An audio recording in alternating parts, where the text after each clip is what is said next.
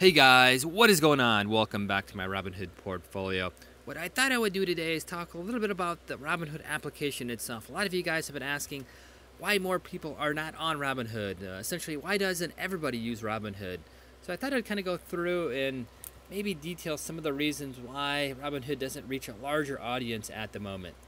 Just to quickly recap, as you guys know, Robinhood is essentially a brokerage account, online brokerage account.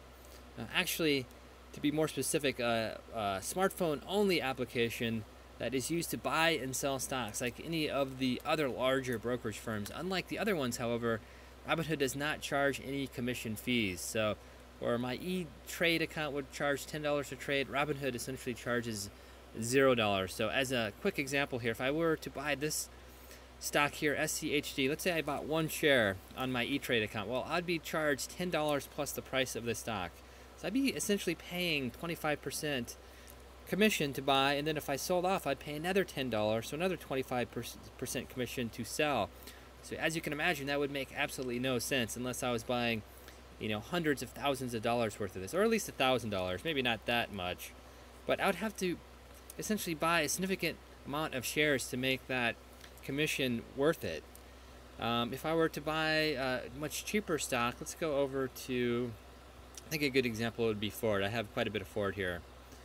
So Ford is a $12.65 stock currently. If I were to buy one share of Ford on my E-Trade account, I'd pay $10 plus the price of the stock. So I'd be paying almost 100% of the price of the stock. And then to sell, I'd pay another $10. So to buy and sell, I'd pay $20, which, I would be losing money by making that trade. The only way I could really do that in a feasible or pragmatic sense is to buy, like on the bottom there, 2354. Buy $30,000 worth of shares. So that $10 fee is a really small percentage of the overall cost of making that trade, both for buying and selling.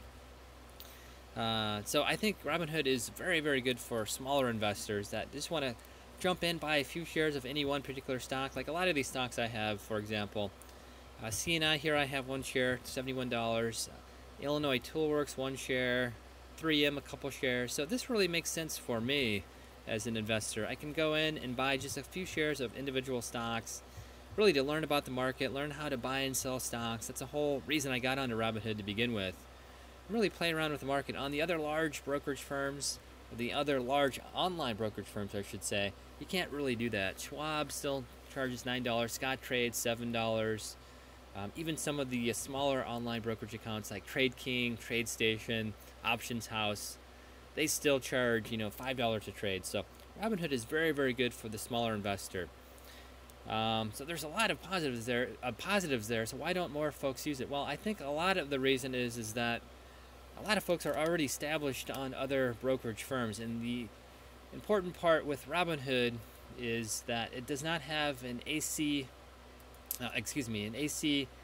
transfer. It does not have an automated customer account transfer from other brokerage firms. So if other investors have been established on, for example, E-Trade, and they have stocks held for greater than a year for the preferred dividends as well as the better taxation rates with regards to capital dividends when they do sell the stock, they may not want to just go ahead and sell all their stock, move it into cash, and then transfer that cash and capital over to Robinhood and then rebuy those stocks, because they'll be essentially losing their preferred dividends, and they would be having to cash out their capital gains as well. So a lot of investors don't want to do that. And a lot of investors are older, more established, and they probably don't have a lot of interest in buying and selling stocks, managing their accounts through a smartphone-only application. I think that is actually one of the greatest barriers. Being an online account is one thing, but being a smartphone-only application is quite another thing. So I think that's probably the largest barrier. And a lot of established investors, if they have, $2, $3, $4 million in their brokerage accounts, $10 trades is probably not that great a fee. Yeah, I still think it would be beneficial to eliminate that fee. But again, if there are low frequency activity with regards to buying and selling, at $10 share is probably not a huge issue for them. They probably feel more secure, again, keeping their money somewhere they've had it for years, as well as having a full support interactive thing portal on their computer.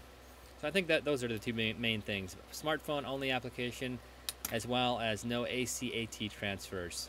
But again, it keeps costs down for Robinhood, and that's probably why there's no commission trading because the overhead is very small for our online, and not only online, but smartphone only application, IT, software development, so on and so forth. The other big thing too is a lot of investors are invested for retirement, and unfortunately Robinhood does not offer any sort of retirement account currently. So there's no tax incentives to open an account on Robinhood per se. I know for myself, I initially got into investing by funding my retirement accounts, and on Robinhood there's no option for that, and that's actually why I still have most of my money in my E-Trade account, in my retirement accounts, because I can't transfer it over to Robinhood because there's just no portal to do that here currently. And the other thing too is a lot of investors, a lot more seasoned investors, like to do things like trade options, OTC securities, over-the-counter bulletin board securities, or pink sheets. Kind of complicated in themselves. I won't go into that too in depth, but there's a lot more sophisticated ways of trading. Warrants, mutual funds as well. Mutual funds are very popular with a lot of investors. Those are not currently offered on Robinhood. So for those reasons alone, being a smartphone only application, yeah, I know you can do emulators on a PC, but it's really not the full experience like my E-Trade account with all the research, analytics, customer support, so on and so forth. A lot of people prefer that. No ACAT transfers, there's no retirement accounts, and you can only do stock and ETF trading. For the most part, that's fine for me, but a lot of folks like to do options and over-the-counter securities, warrants, mutual funds. So I think for those reasons, those three big reasons there, Robinhood does not reach a larger audience currently. But for myself, I love Robinhood. I've taken advantage of the free trading. Like I said, I've been jumping into a number of different stocks, just buying a stock here and there. A lot of folks think I'm over-diversified, but if you really take a look at my portfolio, I have most of my holdings in about 20 key stocks, and then I just have a share or two of, like, for example, Anheuser-Busch here, I have a share of that. Coca-Cola, I just have 3 shares. PepsiCo, just a few shares. So most of my things are in about 20 key core stocks. And then I have a lot of stocks I'm kind of playing around with. Again, learning how to invest. That's the whole point behind this Robinhood account. So let me know what you guys think about Robinhood, why you think it's not reaching a larger audience currently. Do you think this is going to continue? I think at some point Robinhood will have to make the decision about long-term financial stability, and I'm not sure if offering free trades in the long term is going to be a viable business model. But we'll kind of see. Let me know what you guys think about that, if you think it's a viable option or not. Do you think this is going to stick around for a while, or this is kind of a fad that will kind of pass and most folks will go back to like an E-Trade or TD Ameritrade, those sorts of more traditional brokerage accounts? So yeah, let me know what your thoughts are. And yeah, kind of with that, I'll end the video. As always, if you enjoy my videos, feel free to like, share, and subscribe. The whole point of these videos is to learn. I hope you guys have been learning along with me. And until next video, we'll see you then.